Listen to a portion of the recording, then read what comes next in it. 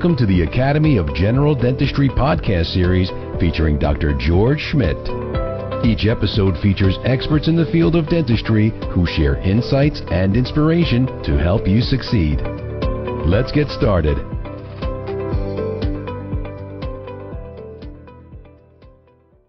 Hey, welcome back, everyone. We've got another fantastic show for you today as we welcome Dr. Darren Greenwell from the AGD. Darren, how are you? I'm doing well. How are you doing, George? I'm doing fantastic. Before we welcome Darren, I just want to remind everyone, please subscribe to our channel, hit the like button and ring that bell. That way you'll be among the first to be notified of all things AGD. And as I said, our guest today is Dr. Darren Greenwell. And I just want to tell the folks a little bit about you, Darren, and then we'll kind of get started here, okay? So Dr. Greenwell is a native of Kentucky. After graduation from high school, Dr. Greenwell joined the U.S. Navy, serving 4 years as a hospital corpsman, serving in a naval hospital, and as a Fleet Marine Force corpsman with the U.S. Marines, serving overseas in an infantry battalion. He's a graduate of the University of Louisville Dental School, or School of Dentistry. And after graduation from dental school, Dr. Greenwell joined the U.S. Air Force and completed an Advanced General Dentistry residency at Barksdale Air Force Base in Louisiana. Dr. Greenwell has always had a thirst for continuing education and his training. In 2007, he received a fellowship in the Academy of General Dentistry, and in 2015 received his mastership. Dr. Greenwell is also a fellow in the American Academy of College of Dentists and the International College of Dentists. Dr. Greenwell has gained certification in IV sedation and completed a residency in comprehensive implants therapy at the Alabama Implant Education in Birmingham. Dr. Greenwell is married with 2 daughters and is involved with many dental organizations. He's the past president of the Kentucky Academy of General Dentistry, past president of the Louisville Dental Society, and current immediate past president of the Kentucky Dental Association. Dr. Greenwell is chair of the Donated Dental Services of Kentucky, and he is currently the chairman of the AGD Legislative and Government Affairs Council. So, Darren, before I even start, I have to thank you for service, because not only one tour or one service, but 2. Yeah. Oh my gosh. Thank you so much for that. Well, you're welcome. One thing I learned when I was with the Marines, and I got through dental school, I'm like, I don't want to sleep on the ground anymore. So I joined the Air Force. So that I never had to sleep on the ground in the Air Force, I can promise you. So that sounds like a really good plan, Darren. So let me ask you this really quickly. So how did that work when you went from the one service to the other service? I mean, how receptive were they from, having this guy from over there? I know they're very competitive.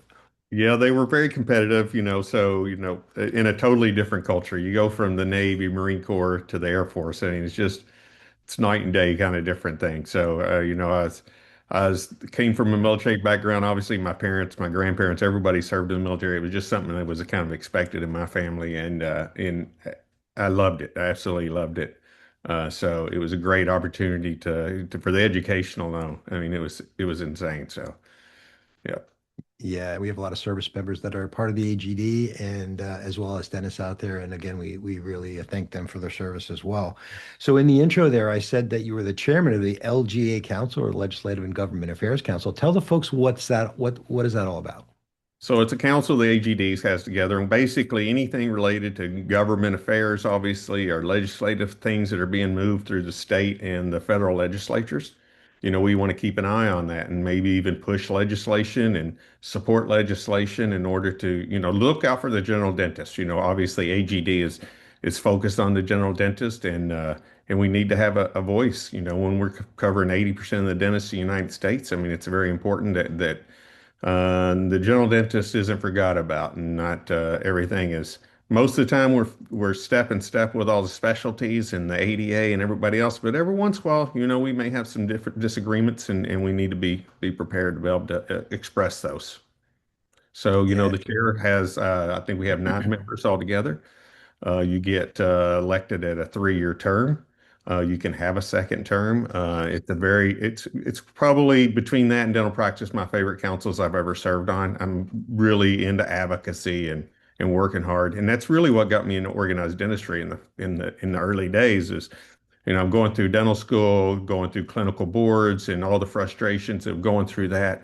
Really had a thirst to go in there and try to make a change, instead of just complaining about what's going on. Try to make a difference and change the things that were what I felt at the time were not appropriate. So. Yeah, you're doing an amazing job. You're doing an amazing job leading that council, and I can see you have a great passion for that. And I think it's important for the folks to realize, and I'm really glad we're having this conversation because when people oftentimes think of the AGD, they think of education or awards and fellowship. But one of the pillars of the AGD is not only education, but it's advocacy, and advocacy, as you said, for the general dentist. And I think that's so important. And in fact, we just had a new strategic plan, right, where we're going to talk about expanding our role at the grassroots level. And we'll come back and talk about that in a few minutes. But you had said that that council is made up. And so how does it work? Like, how do you decide what issues you're going to talk about at that level? I mean, is it just what's a hot topic, or how does the whole thing work? Usually we get some direction from the board, the AGD, of kind of things that we want to look at. Obviously, we're looking at major legislative moves in the U.S. House and Senate, and then kind of focus on that. Anything's related to, the practice of dentistry. So that's where most of the direction. Sometimes somebody in the council himself may see something that no one's caught, and it gets brought up, and then we kind of make suggestions to the board on things that we want to focus on. So it's pretty there's been some things that we fight over the same thing year after year, and but we're not stopping. We still got to have a presence and still kind of keep looking out for those things, especially when we're talking about third party payer issues and things like that. So Yeah, and I think that's important because there's a lot of issues. And at the end, we're going to post a link that if folks want to, maybe they have something that is near and dear to their heart or something they're very passionate about, and they want to let your council know about that. We'll post a link, or we'll advocate for a link later on where they can actually reach out. yeah, But yeah, that's great. yeah, so we'll do that later. So these issues, they come up, and because a lot of people, I think, also think that, the AGD, maybe the board or the leadership, sort of take a position on something. But that's not how this works, right? It has to be developed through your council, and talk about that process a little bit for Yeah. us. So basically, we're going to come up with issues that we're going to discuss as a council, and then we're going to make a vote on that. And we have council members that are very new to advocacy, and even being might be their first council they've ever served on, which gives us a great perspective. I mean, I tell everybody all the time when I'll walk into one of these council meetings, and I'll have kind of an idea of what I feel on a topic, and feel pretty strong about it. But by the time I hear some voices from other people in the council, I mean, I can clearly change my mind. Just getting that different perspective. I mean, we're all practicing in different parts of the country. We're all have different demographics, ages. So getting that input from everybody in the council, I think you can really come up with a very strong opinion, and then make that recommendation to the board. Yeah, and as you said, the council, I believe, as you said, it's about 9 members and the chair, but you've also got some consultants and some other folks that also lend input, I think, in various that have various parts of expertise, right? Yeah. So, if we have a specific topic we may want to talk about, like we'll talk about legislation with anesthesia that we've been going through for a couple of years. We'll actually look at experts that are in general dentistry to help us, follow, kind of come up with our position on a specific partner. We do have our board liaison that sits on the council, so we can kind of get a little direction of the thought of the board as we're making our determinations and things like that. So, yeah, we always are asking for outside experts to kind of give us a guidance and direction. Yeah, and I think that's important to point out. And again, I just want to reiterate what I said. This is not a lot of the policies that the AGD has is not something that is just decided on arbitrarily by the leadership. A lot of time, a lot of effort, a lot of thought, a lot of research goes into just about everything you do, right? Yeah, very much so. It's definitely not just off your cuff kind of stuff. If we're going to bring something to our council meeting, it's probably already been in the works for at least a year and already been vetted by a lot of different people and different opinions. And then obviously, ultimately, everything is up to the House of Delegates to make a decision on kind of or ARIs that we're trying to present. So it's definitely a group effort for sure. Yeah, and I know so I know coming up we have an important day next month for the AGD. Yeah. It's called Hill Day. Tell me a little bit about Hill Day and what does that actually mean? All right. So Hill Day is we invite certain people to come up to DC that are members of the AGD. Obviously, people from our council, other members that may have knowledge of a specific legislator we may want to have influence with that may know them, or they're very important on a committee in the House or the Senate. We are invited, and then we've usually had our topics kind of picked well before that of what we're going to talk about, so we can kind of bring those people in. It's usually a 2 day type thing. We come in the morning or the afternoon, like on a first day. We have a meeting with all of us together, kind of go over the issues, what we're going to do. We usually have a U.S. legislator, either a Senate or our congressman, come in and talk to us and kind of talk to everybody about how the process works, and a couple of staffers possibly. Our lobbyists that AGD contracts with, the lobbyists will be there, help to advise everybody on how to approach legislators and their staff. And the next day we go in and we literally made appointments, and we come in and we talk about those issues. Usually two or three of us will join together, and we'll just kind of bounce around the Capitol and talk about those legislators and to those legislators. Because most of the time, these legislators have no clue. They're not dentists. And they're always easier to talk to. I think a lot of people get intimidated with the fact that they're going to go up and talk to the wonder U.S. senator or representative. And, they really need us, and they appreciate us coming in and talking to them about these issues because they have no clue. So, Yeah. So I think, you make a good point too, Darren, because I think it's really an education, a twofold education, Hilde. It's not only the AGD educating the legislators and mainly their staff, because let's face it, that's pretty much who runs Washington, but mhm. that's a whole nother discussion. But it's also the AGD training our members how to advocate, right? So talk to me a little Yes. bit about that, because that's an important part of the process, right? Yeah.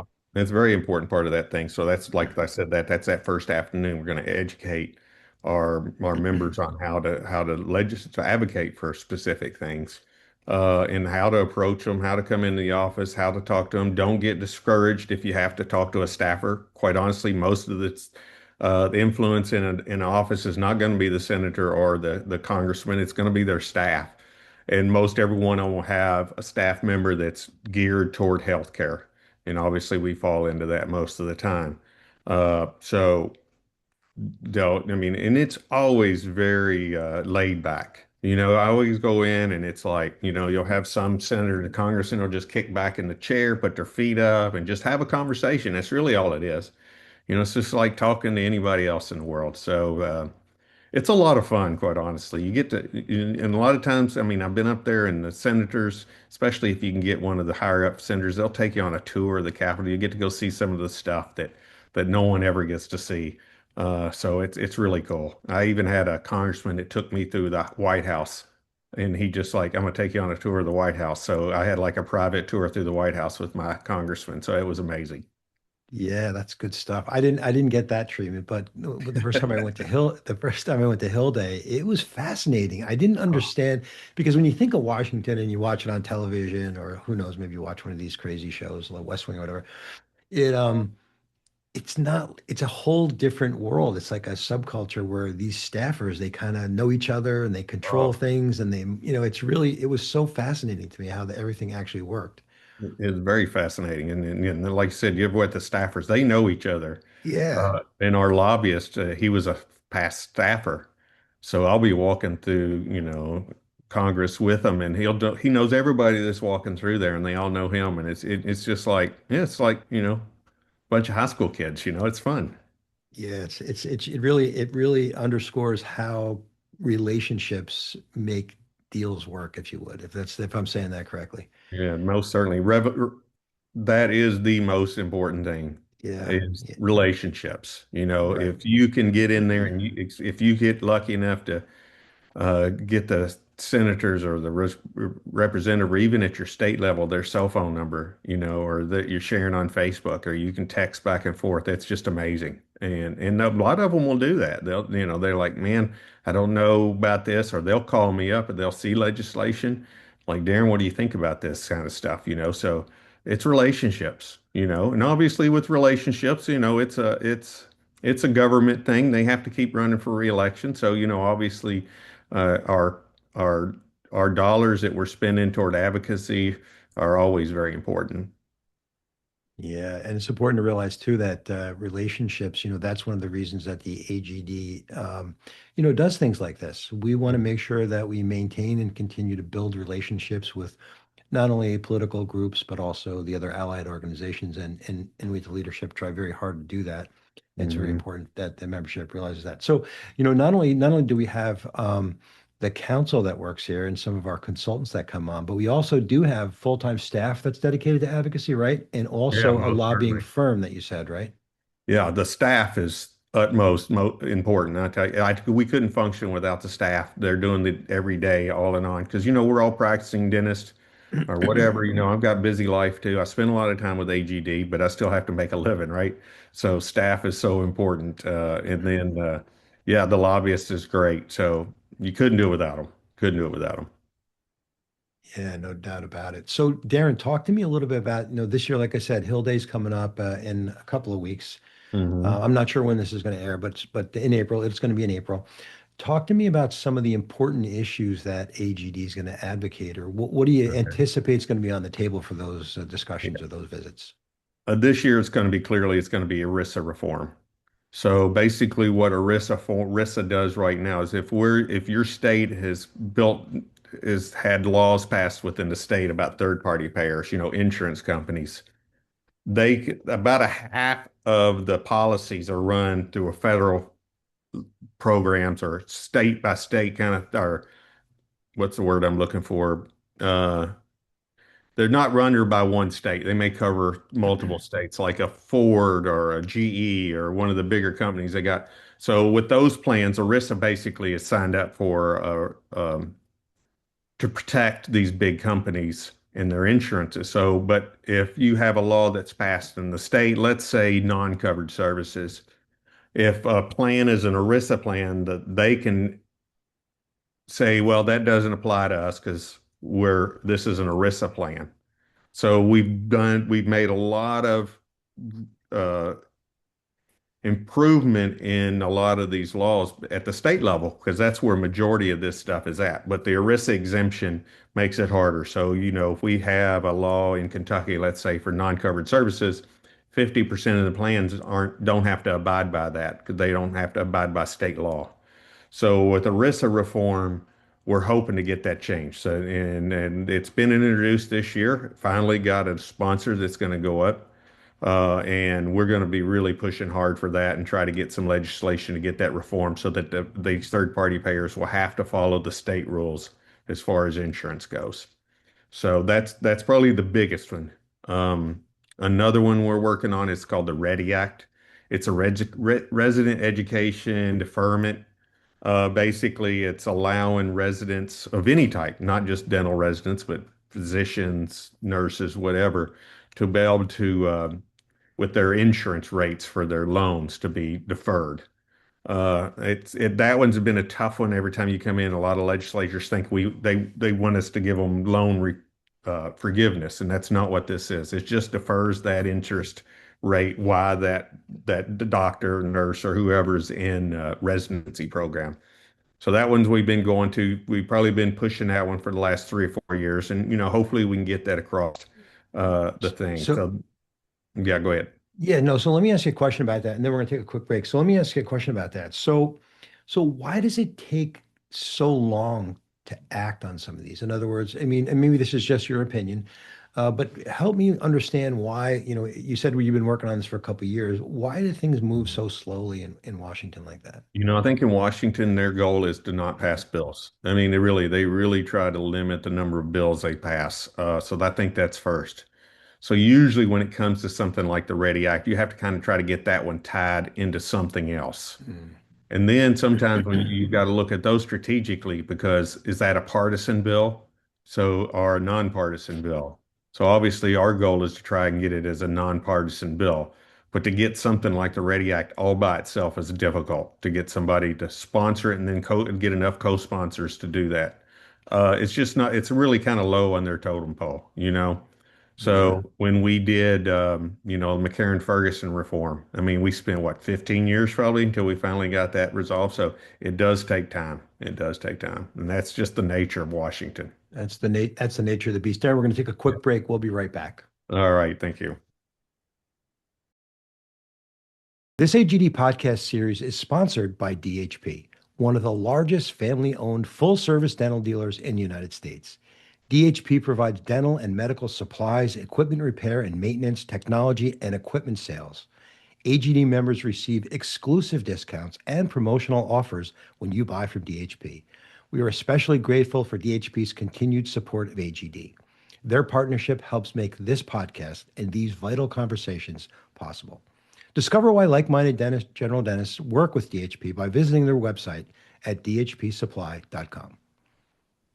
Hey, welcome back, everybody. We're talking to Dr. Darren Greenwell here, and we're talking a little bit about politics at AGD and Hill Day and advocacy and all the things that the AG does. And just before the break, we were talking about the READY Act and some of these things and how it takes so long.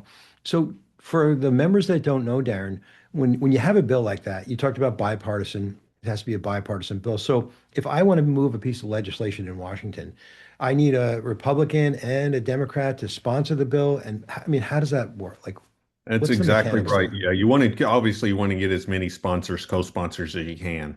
And I always tell them it's the tooth party. We're not Republicans, we're not Democrats there. We're at the tooth party. So we really need to try to get try to be as apolitical as we can with our legislation that we're trying to push. So uh, and they like to be able to say that they got some bills passed, right? They want to go back to their constituents and say, yes, we really got some bills done. But they don't want to upset their base, obviously, if it's a partisan kind of issue. So luckily we can do that. One thing that I found out about medicine, dentistry, and stuff in the government, they really everything that we do is based by people that are not dentists and physicians and nurses. They're legislators, a lot of lawyers and businessmen and women. So it can be a little tough sometimes to kind of get them to kind of understand it is, but it's so important. I mean, every little detail of how we practice dentistry today is based on legislation coming out of Washington or the states. It's always amazes me. So we have to keep our nose to the grindstone and really keep it working and paying attention. That's one thing with the lobbyists. That they're kind of our eyes and ears. If let's say the pharmacists are moving legislation, which we have in Kentucky right now, that can affect us, well, we have to be prepared for that. I think that a lot of times we spend a lot of time putting stuff down than we do actually getting stuff passed. And I think a lot of people don't see that because that doesn't make the news. Or it's not that big like the ERISA reform or a Medicaid and Medicare issue. But we have to stop a lot of stuff. So yeah, very important. I think that's important to realize too, that, not only do you guys do a lot of good work trying to put things forward, but there are so many issues that come up that impact our profession. And folks like you and your counsel and others do an amazing job to sort of say, hey, wait a minute, that's not right. That's not right. That's not what we want to do. And here's why and all that. So thank you for that. That's really good stuff. Yeah. What about Oral Health Literacy Act? Are we still working on that? Oral health literacy is always on the top of the list, and it's a money game, right? It's going to take dollars to get that passed. I think everybody wants to do it. Basically, if we come into Washington right now and we say, we want to get this done, it's going to cost, $6 million. What they expect us to do is, okay, where am I going to find $6 million? So their thought is, well, you got to cut somebody else because no one's going to increase the budget right now or increase taxes to increase the budget.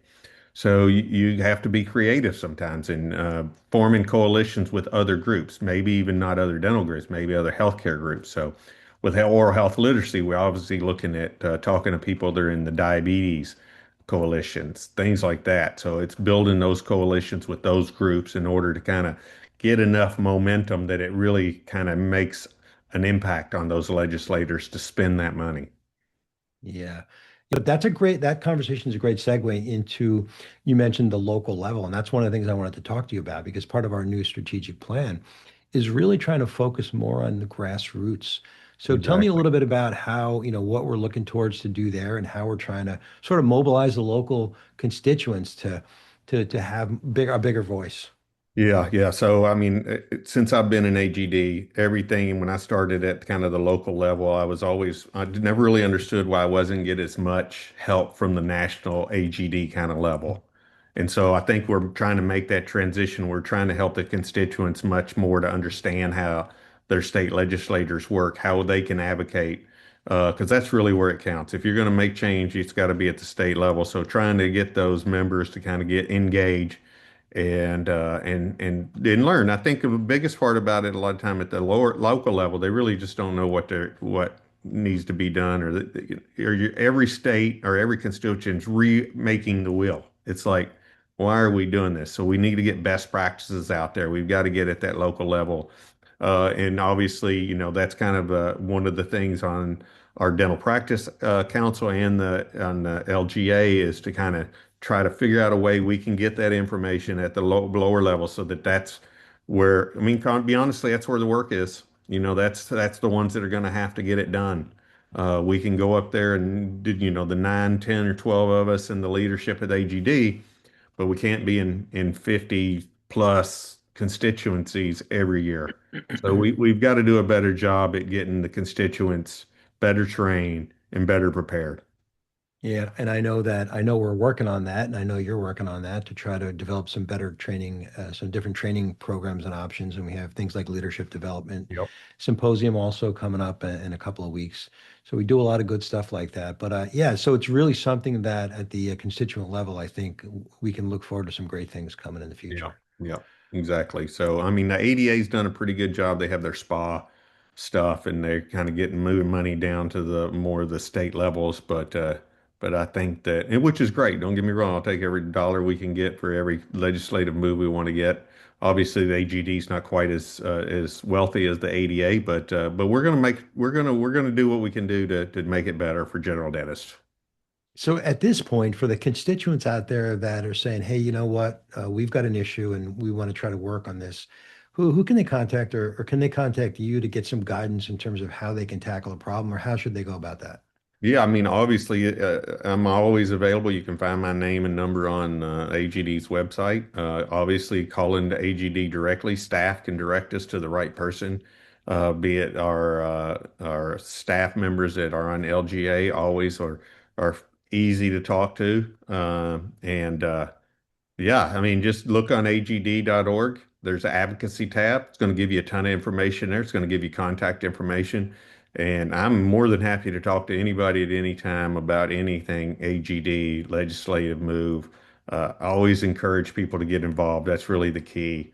And there's no stupid question, right? I mean, I have learned from a long time. I've been around a little while with this stuff, and I'm still learning. So don't worry about that. We're going to have a good time, and we're gonna try to make some problems go away. And there's also some funding available, Yep. I believe, from the late great Mike Bromberg Advocacy Fund that folks Yep. can use. Talk about that a little bit for Yeah, me. so Dr. Bromberg, he's a legend in the AGD, passed a few years ago, always big on advocacy. So the AGD has an advocacy fund, so we're able to use that money to fund a lot of different things in order to support legislative moves here, there at state levels, constituent levels, whatever levels. So we've had constituents call us up and like, we need help. We're gonna try to pass a certain bill in our state legislature.